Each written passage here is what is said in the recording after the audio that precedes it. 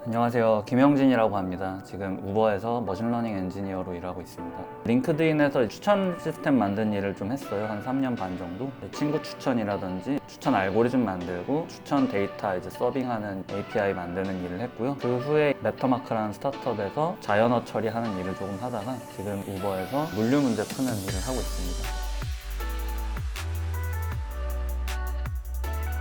지금까지 컴퓨터 사이언스에서 뭔가 일을 처리할 때를 보자고 하면은 예를 들어서 뭐 더하기를 만드는 프로그램을 짜야 돼요. 그러면은 A라는 변수가 오고 B라는 변수가 왔을 때 이 두 개를 더해서 결론을 내라. 그렇게 프로그램을 만들어 놓으면 3이 들어오고 5가 들어오면 8이 나가고 7이 들어오고 11이 들어오면 18이 나가고 그런 식인데, 근데 이제 머신러닝은 블랙박스 안에서 무슨 일이 일어나야 되는지를 정확하게 인간이 설명하기가 좀 약간 어려운 문제인 거예요. 예를 들자면 3이랑 5가 들어가면 8이 나오고 7이랑 11이 들어가면 18이 나가는 거라는 데이터는 쭉 있는데, 근데 이제 그게 이제 실제로 덧셈이라는 걸 사람이 모르는 상황인 거죠. 그래가지고 이제 이 물음표가 뭘까요? 라는 거를 이렇게 해야 되는 경우가 있는데, 그거를 사람이 찾아가지고 기계한테 알려주면 그거는 그냥 일반적인 컴퓨터 사이언스인 거고, 근데 그냥 물음표가 뭔지를 사람이 안 알려주고 기계한테 네가 직접 찾아라, 대신 데이터는 엄청 많이 줄게 라고 했을 때 그게 약간 머신러닝에 가까운 거라고 생각해요. 기본적으로 인간이 이제 학습을 하는 방식이 되게 여러 가지 입력과 출력을 받아가지고 이런 입력이 들어왔을 때 이런 출력이 나오는구나 라는 거를 이제 점점 알게 되잖아요. 기계가 그 방식을 약간 흉내내게 만드는 거죠. 아무거나 막 던져주고 네가 알아서 배워라 라고 하는 식으로 할 수가 없고, 최소한의 모델을 이제 인간이 줘야 돼요. 선형 방정식의 형태일 것이다 라던가, 인간의 뇌구조를 따라서 한 이제 신경망의 형태일 것이다 라던가, 데이터랑 모델을 주고 훈련 시간을 주고 그 모델이 나와지면 이제 그거를 갖고 와서 이제 딴 데로 쓰는, 약간 그게 이제 머신러닝인 것 같아요. 근데 그럼 딥러닝은 뭐냐라고 하면, 머신러닝을 할 때 인간이 데이터를 엄청 주고 이런 종류의 모델 구조를 적용해봐라 라는 걸 준다고 했잖아요. 근데 그 모델 구조를 여러 종류가 있는데 그 중에서 사람의 뇌를 본딴 구조가 있어요. 그게 인공신경망이라고 하기도 하고 뉴럴 네트워크라고 하기도 하는데, 굉장히 작은 단위의 그런 처리하는 애들이 서로 이렇게 신경망처럼 연결이 돼 있어서 이렇게 그냥 네트워크로 되어 있는 그런 형태인데, 그 모델 구조를 써서 머신러닝을 했을 때 그걸 딥러닝이라고 해요.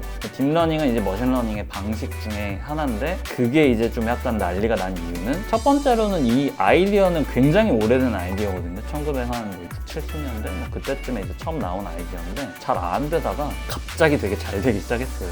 인공신경망 같은 경우에는 이제 좀 약간 데이터가 굉장히 많아야 학습이 잘 되거든요. 근데 그 정도로 많은 양의 데이터가 옛날엔 없었는데, 구글이라든지 페이스북이라든지 이런 인터넷 회사들이 생겨나면서 엄청나게 많은 양의 데이터를 모으면서 그걸 실제로 훈련시킬 수 있을 정도 스케일의 데이터가 생겨나기 시작했고요. 두 번째로는 이거를 실제로 인공신경망을 그 정도의 스케일로 처리하기 위한 인프라스트럭처 레벨에서의 기술이 되게 부족했는데, GPU를 이제 사용하게 된다든지 빅데이터 처리 기술이 생겼다든지 이런 거를 통해 가지고 실제로 그걸 훈련시키고 사용하는 게 가능해졌어요. 그 두 가지가 되니까 뭐 2011, 12, 13 뭐 이때부터 이제 딥러닝이 갑자기 너무 성능이 잘 나오기 시작을 해가지고, 이제 대표적으로 막 사람 손글씨 알아보기라든지 사진 놓고 이제 이게 고양이 사진이 맞나요? 막 이런 거 한다든지, 그런 거에서 갑자기 막 되게 두각을 드러내기 시작해가지고, 그래서 요새는 이제 거의 그냥 이제 인공지능 하면 딥러닝이라고 이렇게 사람들이 생각하는 것까지 왔죠. 한국에서는 이제 큐레이션이라는 표현을 좀 많이 쓰는 것 같은데, 그 추천 쪽에 이제 인공지능이 사실 적용이 굉장히 많이 되고 있어요. 링크드인 웹사이트 딱 이렇게 웹페이지를 띄워놓으면 그 웹페이지에서 보이는 것 중에 한 90%는 인공지능의 마사지를 받고 나온 애들일 거예요. 피드 있잖아요. 그 피드 이렇게 순서 정하는 거 다 인공지능으로 하거든요. 지금 페이스북, 구글, 링크드인 뭐 이런 스냅 이런 회사에서 하는 거 광고는 전부 다 머신러닝 모델 써가지고 최적화를 하고 있어요. 보통 인공지능이다, 머신러닝, 딥러닝이다 라고 하면은 막 기계가 뭐 말을 하고 챗봇이 막 사람 말을 알아듣고 막 딱 사진을 봤는데 막 사진에서 고양이 어딘지 딱 잡아내고 막 새로운 고양이 그림 만들어내, 약간 이런 식이잖아요. 그쪽이 이제 굉장히 핫하고 지금 막 이렇게 뜨고 있는 거는 맞는데, 저는 아무래도 이렇게 실제로 현업에서 이렇게 사용되는 그런 사례들을 좀 더 많이 보다 보니까, 사례들을 약간 뭐 한두 마디의 키워드로 정리를 한다고 하면은 얼마나 이제 효율성을 높일 수 있느냐랑 얼마나 이제 최적화를 할 수 있느냐 뭐 이런 거라고 생각하거든요. 사람이 많이 들어가가지고 해야 했던 이제 펀딩 기사 찾아내는 일을 기계를 이용해가지고 더 이렇게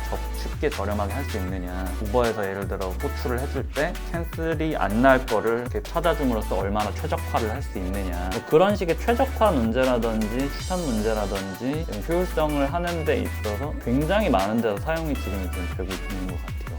제가 느끼기에는 약간 머신러닝이라는 키워드를 사람들이 생각했을 때 잘 보이지 않는 부분이 아닌가라는 생각을 해본 적이 있습니다. 생각보다 그래서 보이시는 것 중에 머신러닝 적용하지 않은 게 드물 정도라고 말할 수도 있을 정도?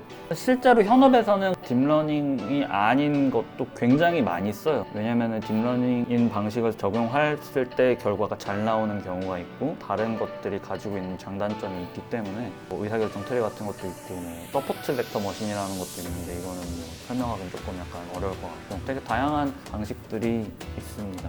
저도 사실 이제 두려워하고 있는 부분인데 언젠가 갑자기 그냥 인공지능이 스카이넷 그 터미널 나오는 애처럼 인간을 막 배신하면 어떡하지, 인간을 지배하면 어떻게 되지, 막 이런 걱정을 되게 많이들 하고 저도 막 하거든요 사실. 근데 지금 단계에서는 그게 약간 저는 되게 굉장히 큰 오해라고 생각을 하는 게, 실제로 이렇게 막 현업에서 막 인공지능 관련된 걸 이렇게 하고 하다 보면은 그냥 진짜 말 그대로 그냥 약간 인공지능 모델은 굉장히 복잡하게 짜여진 수학 공식이에요. 이제 그런 거를 점점 더 복잡하게 만들고 점점 더 많이 끼워 맞추고 하니까 이제 점점 그냥 인간에 가까워지게 되는 느낌인 것 같은데, 그렇다고 해서 그게 어느 날 갑자기 막 자기의 의식이라는 걸 가지게 되고 막 자기 스스로 판단을 하게 되고 막 아직은 굉장히 그런 거 걱정하기에는 좀 시기상조가 아닐까라는 생각이 있긴 해요.